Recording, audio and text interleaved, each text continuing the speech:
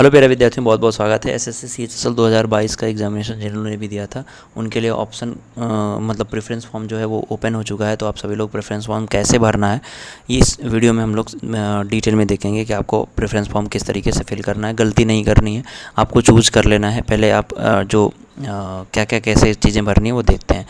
CHSL 2023 की तैयारी करने वाले ऑल इंडिया मॉक टेस्ट में ज़रूर बैठिए। 30 जुलाई को ये टेस्ट होने वाला है 11 बजे सुबह।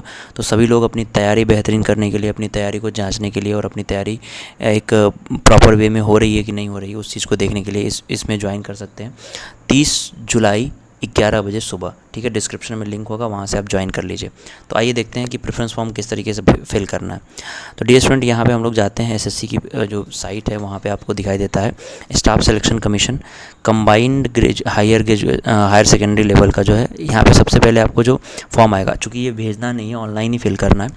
सबसे पहले आपको यहाँ पे कैंडिडेट का नाम और रोल नंबर जो आपको मिला होगा, उसके बाद बेटे कैंडिडेट शुड इमीडिएट। अब देखो यहाँ पे ऑप्शन प्रेफरेंस फॉर्म जो आपको भरना होगा, चाहे एलडीसी का चाहे आप डीईओ का भर रहे हैं, तो उसमें आपको यहाँ पे कोड दिया है, यही कोड भरना है, ठीक है। सब कोड देख लीजिए कि कौन सा है। जैसे अगर मैं बात करूँ जो बीआरओ में आपकी एलडीसी की वैकेंसी है उसके लिए कोड L01 है। अगर हम ministry of environment forest climate देखें तो उसके लिए कोड L32 है। अगर हम बात करें मिनिस्ट्री ऑफ एक्सटर्नल अफेयर की तो उसमें वर्जे कोड L33 है।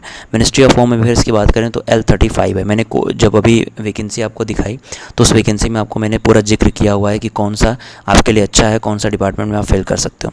अगर हम कस्टम एक्साइज और सर्विस टैक्स की बात करें बच्चे, तो इसमें आपका L10 है, वैकेंसी L10 है।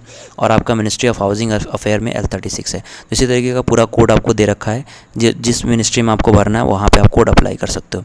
वैसे ही नीचे डाटा एंट्री ऑपरेटर का दिया हुआ है। आपने director general of ministry of finance में भरना है तो D50 लिखोगे और D51 लिखोगे जब आप एनिमल हस्बेंड्री वगैरह और डेयरिंग में आपका जाना है आपको, ठीक है। जैसे नीचे आप चले जाओ, इसमें पूरा लिस्ट दिया हुआ है। अब देखो यहाँ पे आपको लिस्ट भरना शुरू करना है, ठीक है। टोटल 51 दे रखा है, टोटल 51 पोस्ट हैं, तो आप यहाँ पे भर सकते हैं। अब देखिए आपको क्या है भाई, सबसे पहला जहाँ पे आपको जाने का ड्रीम है, सबसे पहले में उसको आप फिल करना। अब वो भी फिल तब करना जब आप एक मतलब आइडिया आपको लग चुका है कि किस तरीके का मेरा पेपर रहा है। आपके पास जो है एक आंसर की चूँकि आई गया है, आंसर की आपने मैच कर लिया होगा, तो उस हिसाब से अपने पोस्ट को भरना। सपोज़ दैट आपका सपना जो है वो आपका जो है आईबी में जाने का है, ठीक है। तो यहाँ पे देखो नीचे लिखा हुआ है ministry central bureau of narcotics, ministry of finance, यहाँ पे इंटेलिजेंट ब्यूरो है, यहाँ पे देख रहे हो L25। तो आपको क्या करना है बच्चे, इस पहले वाले ऑप्शन में L25 भर देना है। उसी तरीके से आपको दूसरे वाले ऑप्शन, मान लो आपका नारकोटिक्स है तो L49 भर दो। अगर ऐसे ही आपको बच्चे ऊपर जाओ और आपका जब सपना है, मान लो कि आप मिनिस्ट्री ऑफ एक्सटर्नल अफेयर में जाना चाहते हो, देखो ना यहाँ पे कहाँ गया, मिनिस्ट्री ऑफ एक्सटर्नल अफेयर, कहीं तो देखा था मैंने अभी, चलो इलेक्शन कमीशन ऑफ इंडिया ले लो।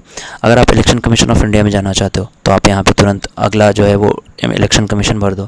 अगर आप इनकम टैक्स में जानना चाहते हो, ठीक है, ministry of law and justice में, तो उसमें आप यहाँ पे भरते 6वां नंबर भर दो। तो इस तरीके से अपना जो प्रेफरेंस है बच्चों, उस तरीके से आप भर सकते हैं प्रेफरेंस। तो जिस पोस्ट के लिए आप जाना चाहते हैं पहले वो चेक कर लो कि कितना कट ऑफ जा सकता है उसका। अब यहाँ पे देखो नीचे लिखा हुआ डिक्लेरेशन। डिक्लेरेशन किसका होगा, वो आपका होगा। जैसे कि the option exercised above by me are final. I am also fully aware that no change in the order of preference in the option exercised by me above would be permitted.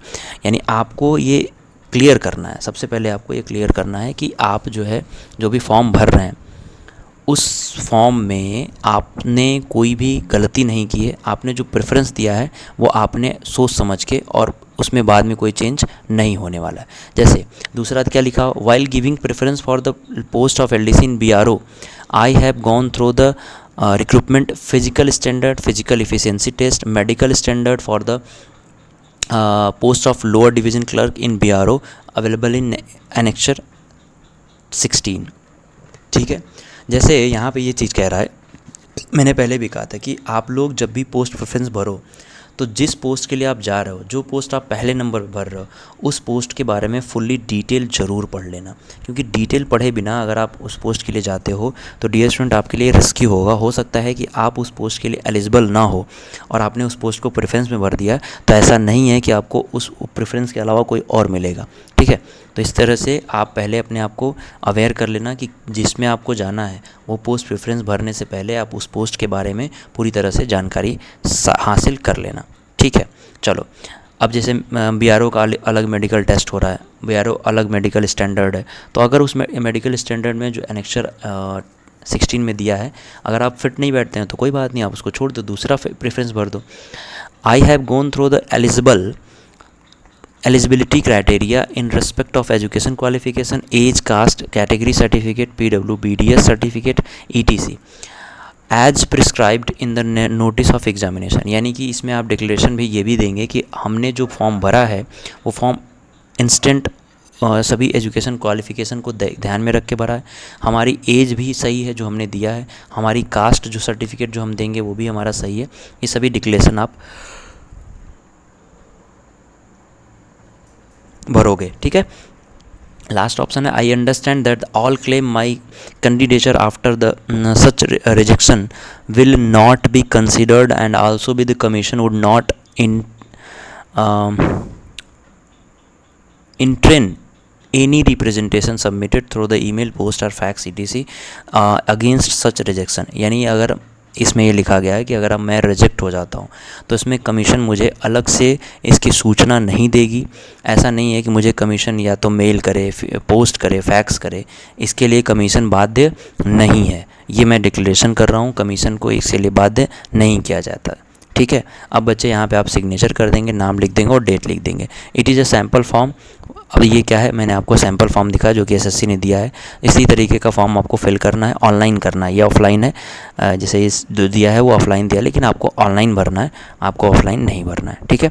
तो उम्मीद है कि आप लोगों को ये समझ में आ गया होगा। जो लोग भी प्रेफरेंस फॉर्म भर रहे हैं वो लोग पूरे ध्यान से भरिएगा। पहले आप पोस्ट वगैरह की जानकारी ले लीजिएगा, स्टेट में इनरोल कर लीजिए। साथ ही बच्चे अनअकैडमी प्लस ज्वाइन कर सकते हैं PMYT डिस्काउंट कोड यूज़ करके। SSC CGL 2024 के सभी एग्जामिनेशन आप यहाँ पे कवर कर सकते हैं। CGL 24 के एग्जामिनेशन सभी, मतलब नहीं, SSC के सभी एग्जामिनेशन। और फाउंडेशन में GD शुरू हो चुका है, यहाँ पे नोट्स प्रोवाइड किया जाएगा, आपके लिए बहुत ज़्यादा बेनिफिशियल होने वाला है।